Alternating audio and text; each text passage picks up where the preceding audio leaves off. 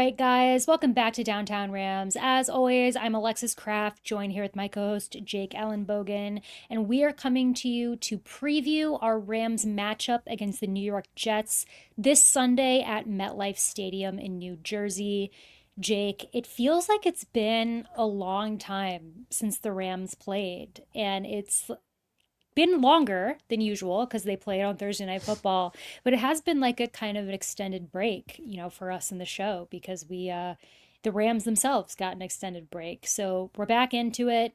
Sunday game. It's going to be an early game for our friends on the West Coast because it's a 1 o'clock Eastern kickoff time. So for all of you on the West Coast in LA and, wherever you are on the West Coast, it'll be a 10 a.m. game. That's crazy. I can't imagine watching football that early, but I think it'd be great. I mean, I got a handle of that when I was in LA, and I was like, "Wait, football's on. The hell's going on?" Right. It's like a shock to the system, So Well, I feel that people in Central Time, like myself, get the best deal because it's like noon. It's like 12 o'clock. You could sleep in on Sunday, do whatever you do on Sunday mornings. For me, it's like that's my laundry and day. Sometimes I go get groceries. I like try to get it done in the morning. And then I could sit down on the couch at noon and just enjoy football the rest of the day. And, um, I enjoy that. I like noon. So and I normally have to wait to watch the Rams. Obviously most people do till the second slate of games, but like we're first slate this Sunday, yeah. 1 o'clock Eastern. So yeah, it'll be a nice little change up here for us Rams fans to watch them in the first slate of games. But Jake, going into MetLife, the Rams won't be the only ones at MetLife on Sunday. You will be there. I have not missed a Rams MetLife game since they played. I want to say since they played on that Monday Night Football game against the Giants with the Danny Amendola dislocated elbow. I'm pretty sure that's the only MetLife game I haven't been to. I went to the 51-17 game against the Giants, the 38-22 game against the Giants, the 26-25 game against the Giants, the 9-6 game against the Jets, and now I'm going to this Jets game. So, we're undefeated when it comes to those games. Let's keep this thing going. Well, you and I went to MetLife together to watch them take on the Giants in 2021. That was the one where we got up and Jalen Ramsey had another interception, and they were just stomping the crap out of them. Yeah, they just stomped the Giants that day. It was a really fun day, and it was a nice day. It was a little cold, but it was pretty nice at MetLife that day too, so we couldn't complain about that October weather. I think that was October. Yeah. How cold was it that day? Was it like 40s, 50s? I want to say it was like 50s because I had on a jersey, I had on a hoodie under the jersey, and I was like fine, especially because there was like sun too. So it wasn't, I want to say it was like low 50s, maybe mid 50s, but yeah, that was a fun game. And Eli Manning was there. That was the game that they like. That's and I right. thought that was cool because I had never gotten to see him play in person, I believe. The whole Giants Super Bowl team was there. Were they? I don't remember. Okay, yeah, that's they were cool. honoring Coughlin. I remember David Deal. Yes, there were was a lot of them. Yep. Because I remember Coughlin was there. Yeah, and I had no idea going into that game. I don't know if any of us did because I feel like we were all sitting there and we're like, oh my god, like all of these like very successful Hall of Fame Giants are coming out at halftime. That's normally not a good sign because the Rams did that for the '99 team when I was out there. Yeah, and they had a different outcome. Yeah. That's so right. Typically you don't want that to happen because you just lose. I don't know. It's never good. Well, right. But yeah, that was a fun game. And Yeah. you know what? I am hoping that the Rams can deliver the performance at MetLife this time that they did back in 2021 when we were there last or I was there last. You've been there since. I think the last game that you were at MetLife, was that Kyron? No. Yes. Yes. Was it the 3 touchdown game? Yep. 26-25. I watched his mom, like he threw the ball and then like his mom ripped the ball out of Yeah. this other fan's hands that was clearly a Giants fan.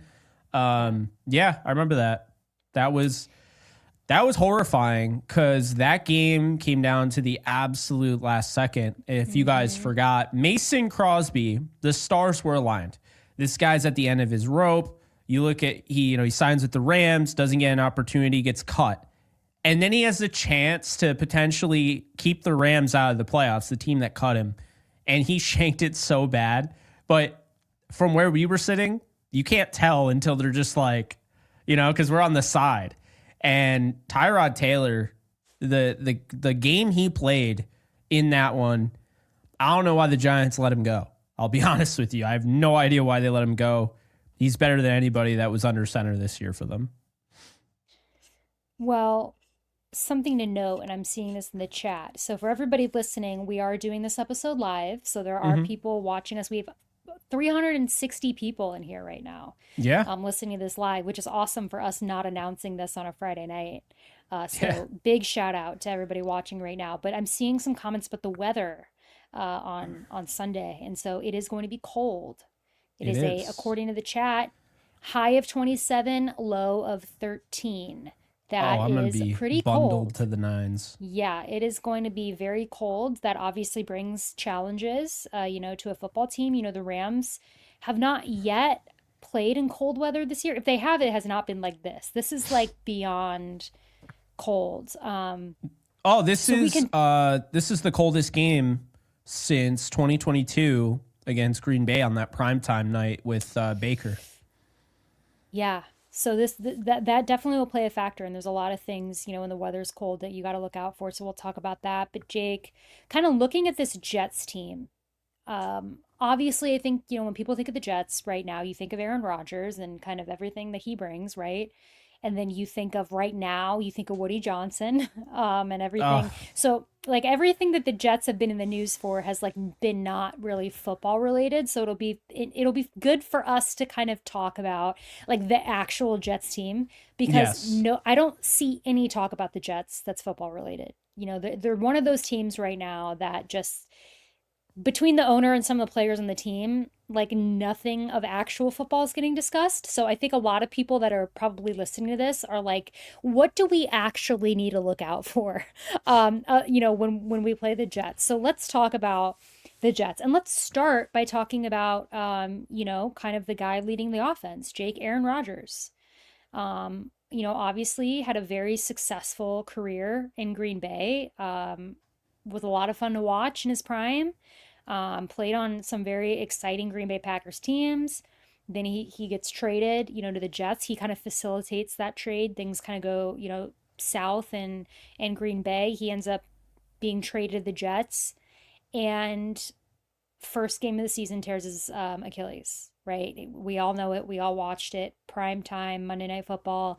He goes out there, has a horrible injury, doesn't play, for the Jets that season. Now in his first true season kind of playing for the Jets, it's not going well. They've really struggled. They had some rough games, have had some games where they looked okay, but really, Jake, it's kind of surprising, between Aaron Rodgers, Garrett Wilson, and Devontae Adams. I don't know. What's your take? Because I have to be honest, I don't sit and watch a lot of Jets games. I've looked at the numbers to prepare for this, right? I know what the media talk is. I've seen some of them this season, but I'm not going out of my way to particularly sit down and watch this team. Have you watched a ton of the Jets? If so, what are your thoughts on them? So watching ton of the Jets, no, but I've watched them enough to say Aaron Rodgers is playing the best football he's played all year. Now, obviously, they're coming off a win against a completely terrible, dreadful Jacksonville Jaguars team that, really I have no idea what to say. I mean, they've just been horrible. But Aaron Rodgers has thrown 6 touchdowns and only 1 pick, over the last, say, 4 or 5 games. And when you look at Rodgers, he's way more confident. He's got a great rapport that obviously doesn't go away because he threw to him for so long in Devontae Adams. And then you have a player in Garrett Wilson where you could throw to him any part of the field, and he's so good after the catch where he can make plays happen. He kind of almost kind of reminiscent to an Odell Beckham Jr., really dangerous when he gets in the open field and just has great vision and, great athleticism. So you have those guys. Then you have Breece Hall, who's been somewhat disappointing this year. He's also had issues with injuries. You have Tyron Smith, who goes down with an injury, their left tackle. So insert a guy that you and I talked about at nauseum during the draft process, Olu Fashanu, who just looks so good. And that is going to be a very key and critical matchup between Fashanu and Jared Verse. So we're going to see that on full display.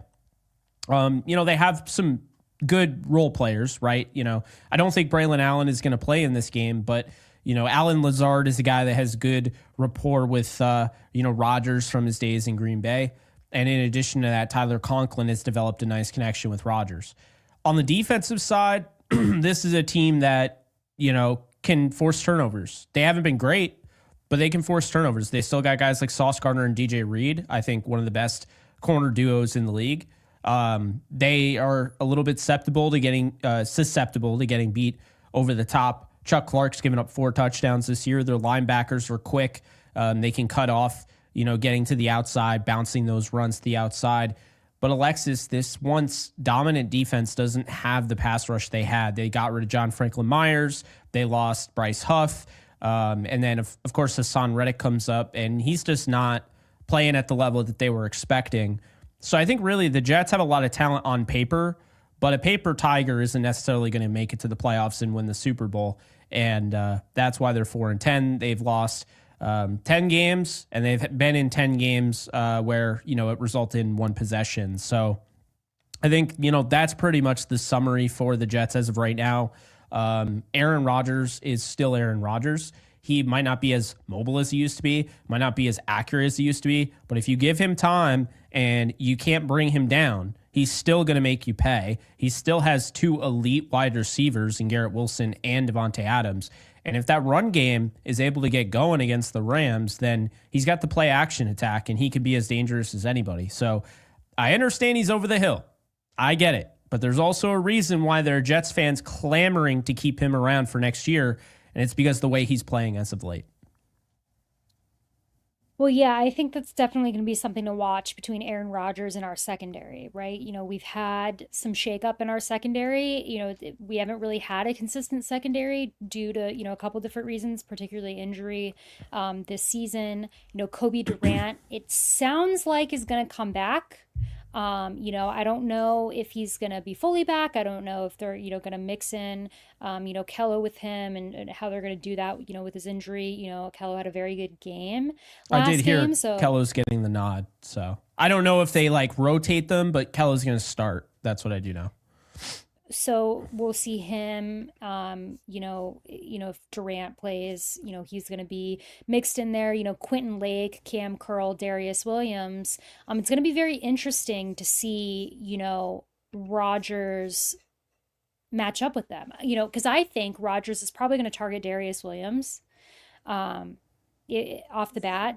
I think that's been kind of, a weaker link. He has had some really good plays, but I think overall, we've needed to see a little bit more out of him. And knowing Aaron Rodgers, I think he's going to target some of the young and inexperienced guys in the secondary.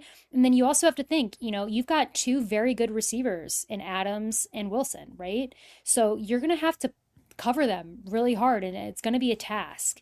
So, I'm curious what the Rams decide to do there. I'm curious, who do they put Kello on, right? Do you put him on Adams? Probably. I think that's probably the matchup. I think then you try and, mix in some guys to cover Wilson, over there. You mentioned, Breece Hall, I think is going to be somebody to look out for. Braylon Allen probably, is not going to play. But to me, the story of this Jets offense going against the Rams is what is Adams able to do with Adams and what is Aaron able to do with Adams and Wilson, right? What does that look like? Because I think with kind of the secondary a little bit, haven't been super consistent.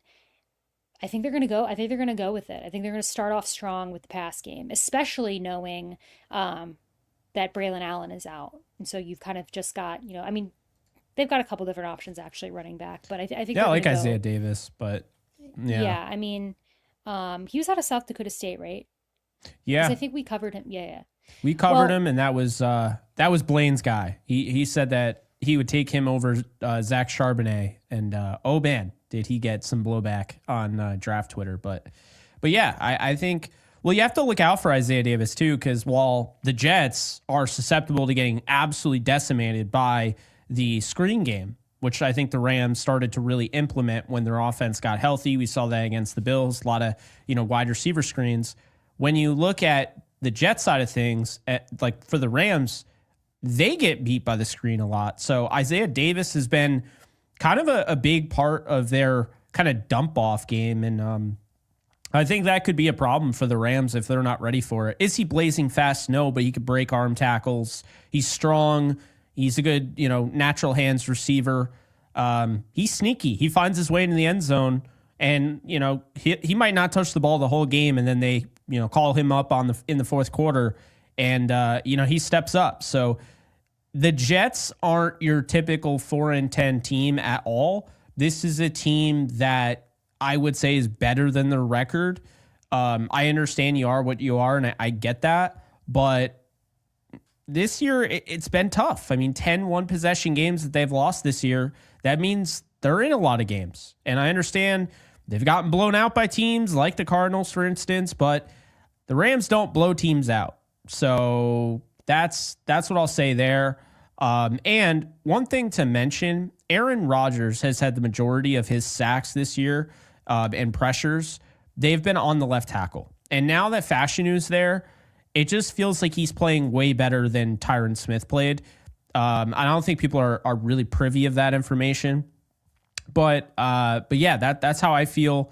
I think Fashionu kind of gave him a new lease, on life in the pocket, if you will.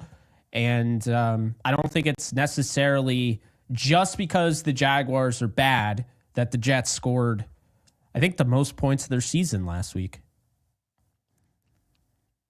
maybe. Everyone in the chat. So everybody knows I'm a Notre Dame fan. And sorry, this is a sidebar, Jay, because I want to acknowledge what's happening right now that you're probably not aware of. So, well, you know that they're playing the college football playoff right now. Yeah, I only know because she told me right before we went live. Jeremiah Love just rushed. Jeremiah Love, Notre Dame's running back, one of the best in the country, by the way, just ran for a 98-yard touchdown. So That's everybody, exciting. My phone was lighting up the chat. Everybody's like, oh my God, I was like, I missed a Jeremiah Love. And by the way, Jake, I'm going to draw a comparison. I'm going to do it live here right now on the show. Because part of the lore of Downtown Rams, part of the lore, okay, so is that Kyron Williams' sophomore year, I said to Jake, there's this running back out in Notre Dame. His name is Kyron Williams. Here's his highlights. Watch out for him. I want him, right? Well, guess what? There's another running back out of St. Louis that goes to Notre Dame named Jeremiah Love, one of the best in the country, and he's insane, and he's a sophomore right now. So, Jake, I'm telling you the same thing. History is repeating itself. Check out Jeremiah Love. And everybody Is he more watching, explosive? I would say so. It's the longest run in program history. He just tied it. So that, Okay. but also Kyron had that run, remember? I wonder if it was that run that he just tied, but we won't get too sidetracked. But Jeremiah is like more of a dual role back, I would say. He's good. Yeah. He's very fun to watch. And 98 yards, I can't believe you all weren't lying when you were blowing up your phone. My spot. Okay, so let's get back to the show. Other than that moment, that sidebar, Jake, I think we're a little bit on the same page on the offense, it sounds. I mean, what I think the Jets are going to try to do. I think it's going to be a big game from Adams and potentially. I think they're going to try to have a big game for Adams and Wilson. I think they're going to do a lot in the passing game. We'll see. I expect they got to get the run game going because both sides. I mean, we saw last year, cold weather game, December, MetLife Stadium. What did the Rams do? They pounded the rock with Kyron. And I think the Jets need to pound the rock with Breece Hall because I think you have to establish that early on.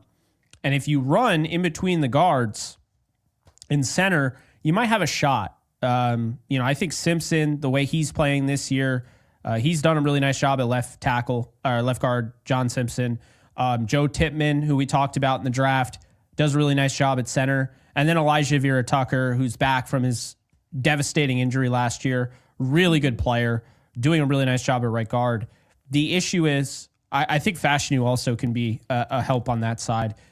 The issue has been Morgan Moses in pass pro, but make no mistake about it. Like, I think you can run on this Rams defense.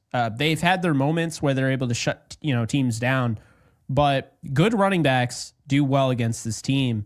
And Breece Hall, he's not having the best year, obviously, but to be fair here, he's been banged up.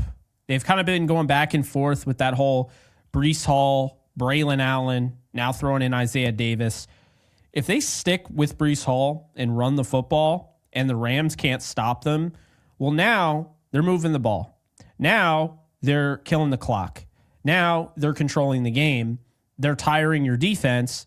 And in addition to that, they're unlocking an element to a methodical pass game, which is the play action pass. And that's why I do expect them to come out and try and pound the rock.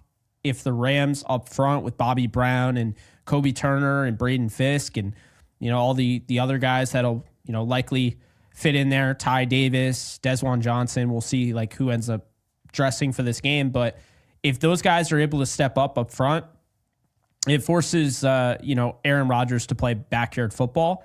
That's great for him sometimes, but when it doesn't go well, it's ugly. And we've seen that. So it should be interesting to see how they kind of attack this team, both on the offense and defensive side. Do you blitz him? What do you do here? I think Rodgers can really he's a veteran.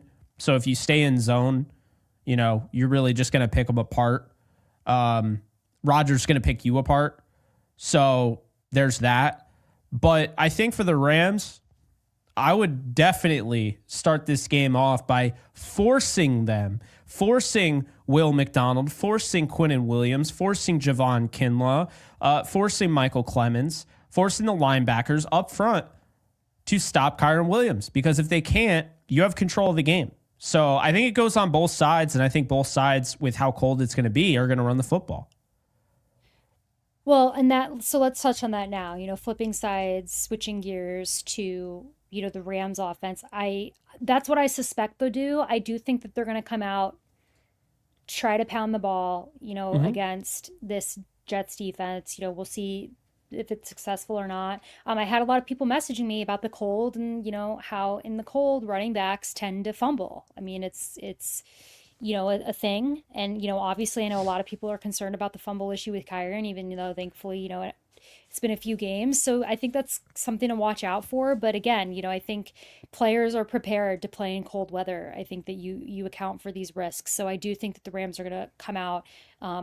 They've shown to have complete faith in him since that. So I think that'll be game plan number one, and then if you can't get anything going against the run, obviously I think you start to get Puka Nacua involved a little bit more. Cooper Kupp.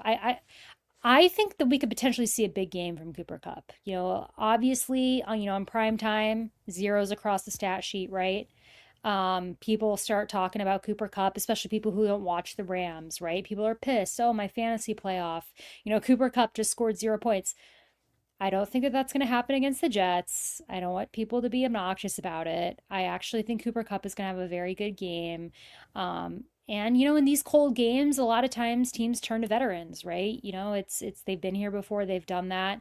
So we'll see. But I do suspect that the game plan for the Rams initially off the bat will probably be to run the ball a lot. And maybe we'll see more Blake Corum too.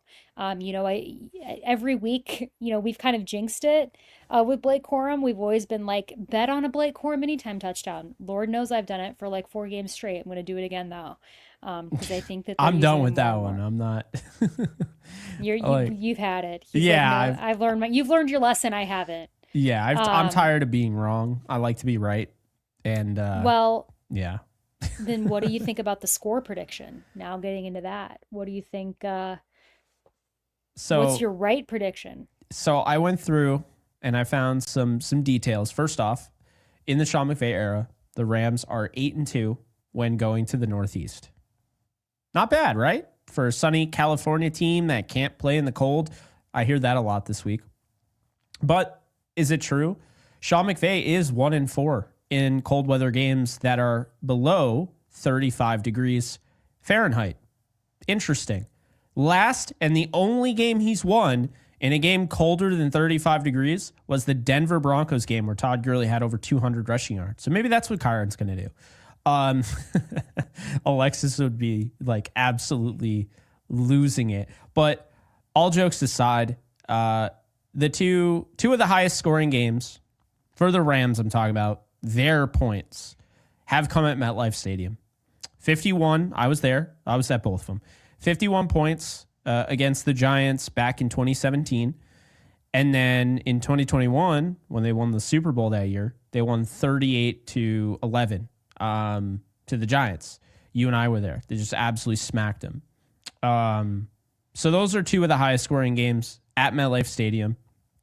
And then, they won a close game last year, 26-25. I think a lot of people are going to hold that against them. What I would say is while that game is something to keep in mind going into this one, what people need to understand is that Matthew Stafford has a horrible career box score, whatever you want to call it. His splits against Wink Martindale's defenses have been terrible. I don't know why. He just has his number. So Matthew Stafford might be facing a team that calls himself New York when they actually are in New Jersey. But what I will say is that Matthew Stafford is not going up against Wink Martindale. He's going up against Jeff Ulbricht, who's the interim head coach.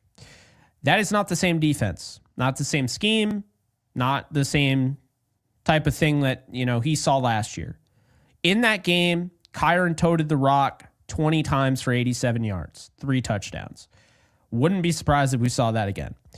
Puka Nacua ran the ball twice for 19 yards.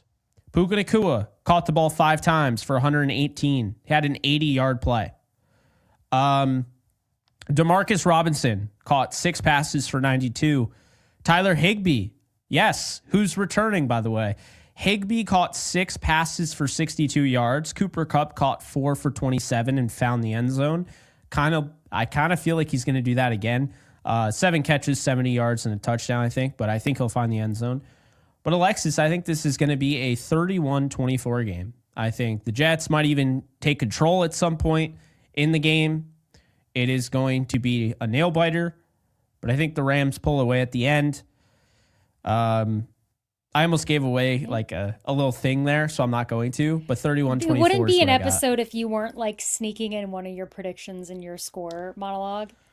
Yeah, but like the Cooper it. Kupp 7 for 70 and a touchdown is not a bold prediction. That's just like, yeah. Fair. So I'm on the same page. I think the Rams are going to win this one. I have 23-17. Okay. It's cold.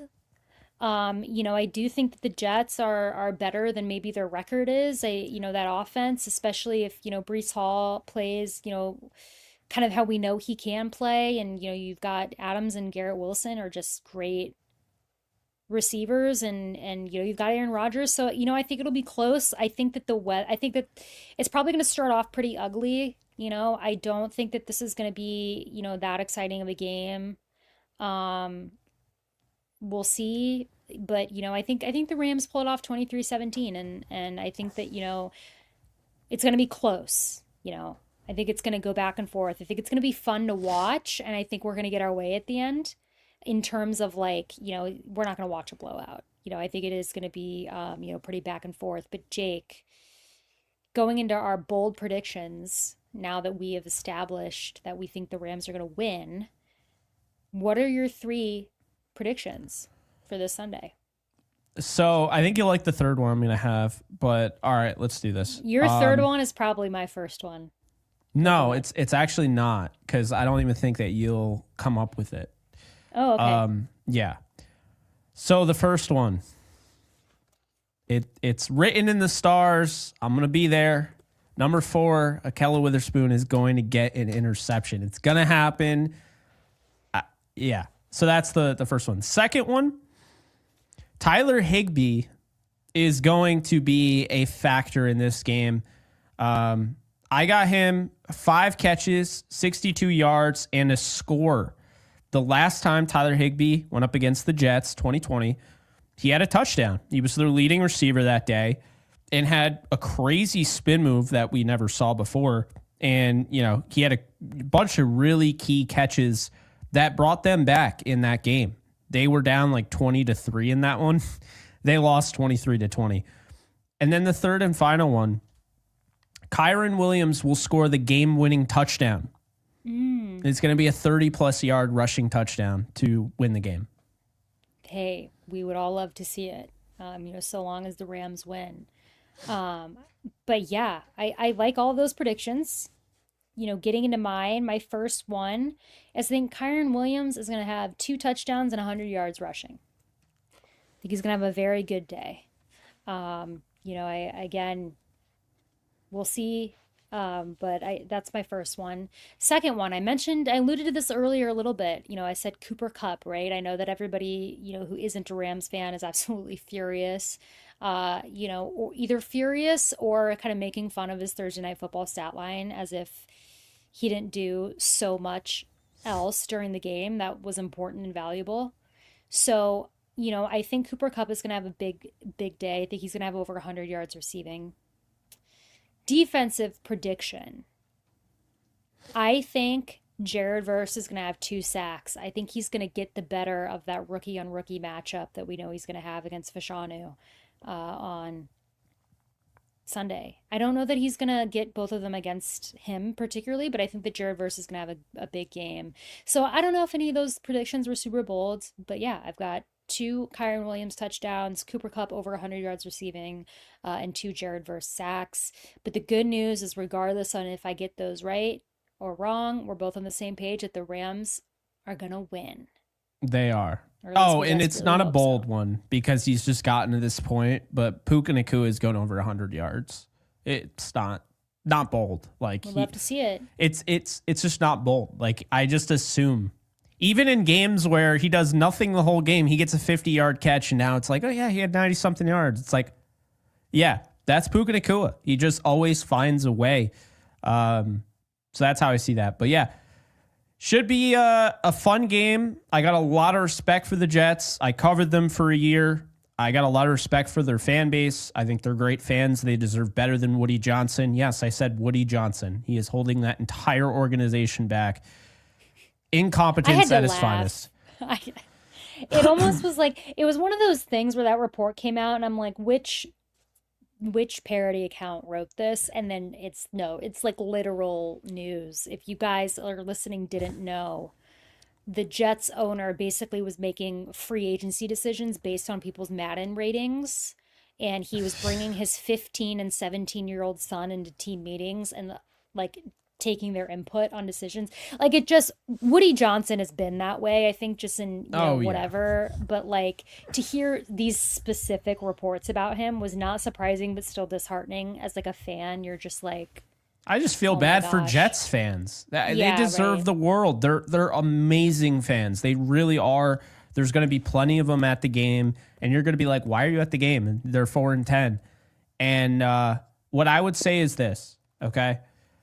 Woody Johnson, at one point, way back when he joined the presidential cabinet, when you have fans hoping that your owner leaves to join the presidential cabinet so he's not the active owner, that's how you know the owner's not good. It's that simple. Yeah, he is. And I know bad owners. I live in the city of Chicago. And, the Bears organization. I thought of you. Did you see that meme? It's literally just hell. And it's and then on the bus or whatever, it's all this paraphernalia from the Bulls and the Bears and the White Sox and the Cubs. Yeah, I know shitty owners, being in the city of Chicago. And I can confidently say that Woody Johnson fits the bill. I mean, he's the worst owner in the NFL. Yeah, I feel bad for their fans. But I hope that their fans do feel bad about a loss on Sunday. Yes. Even though I Well, hope that they, that helps you them know, though, because then it they can helps get a them higher draft pick. correct, and maybe they can start to turn things around over there. But guys, that's going to do it. Jake and I are predicting a Rams win. Appreciate everybody for tuning in. Real Uh, quick, I yeah, have to highlight this because you'll get a kick out of this. right. A Peruvian shaman for their next head coach. Fun fact, I think that their next head coach is going to be Mike Vrabel. So, and that's who it should be. Hey, yeah, that would make a lot of sense for them. But yeah, I mean, Aaron Rodgers and Woody Johnson have been in the news for all the reasons not football related, and I think the fans are just hearing that report about Woody Johnson, they're just like, are you for real right now? Like, this And they're is a not even joke. surprised. That's the sad thing. Like, you They're notice how they reacted. No one is surprised. So, Rams, do not lose to a team with an owner who is literally deciding based on Madden ratings when, first off, the video game isn't any good. They don't know how to rate anybody. And it's also a video game. well, Please don't lose to this team. And yeah, by the way, Deb, I'm with you. If they lose this game, I'm banning myself from going to a Rams game. How about that? yeah, if they lose this game, we know that Jake's to blame because After he was having at the such a great track record, yeah, they're not this losing this season. game. Well, They're not. I'm on the same page. But guys, as we're gonna let you guys go. It's Friday night. We appreciate everybody tuning in so last minute and late. If there's anybody that's going to be watching the college football playoff game, I'm going to turn it on, after this. Obviously, I'm a Notre Dame fan, so I want to watch that. They're up 14 to nothing, so hopefully they can keep this momentum going. But whatever you're doing on this Friday night, please stay safe. Um, you know, make good decisions, and we'll see you next week. I think we're going to be recording. Jake and I talked about, I think on the 26th will be the next time we're back because I'm traveling for Christmas. Jake's got Christmas stuff going on.